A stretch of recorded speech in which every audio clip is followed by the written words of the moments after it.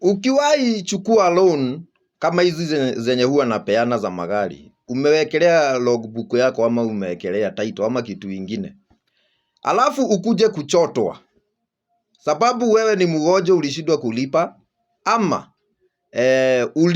ulifutwa kazi mahali ulikuwa unafanya ama kazi yako imeisha. Acha nikwambie bro ama sis, fanya hivi. Umelipa loan, maybe ulichukua 1M, umeshindwa kulipa 1400 na sasa gari yako inakujiwa. Ukiona imefika hapo, fanya kitu inaitwa kutafutia gari yako customer.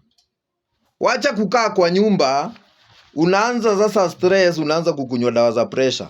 Anza kutafuta customer. Kampuni auctioneer akikuja aende na gari kwa yard, tafuta customer. Ndio uende na customer kwa hiyo yard, uambie kampuni yenye imekuchota, umekuja na customer na nunua hiyo gari yako 1800.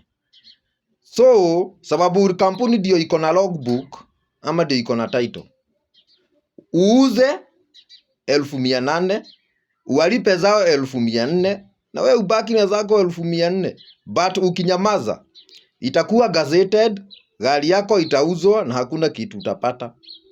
So ukiwaifika hapo, fanya hivyo. Juu ya kesho ni follow, ni like ama urepost hata video ni sawa. Asante, ni Mungu awabariki.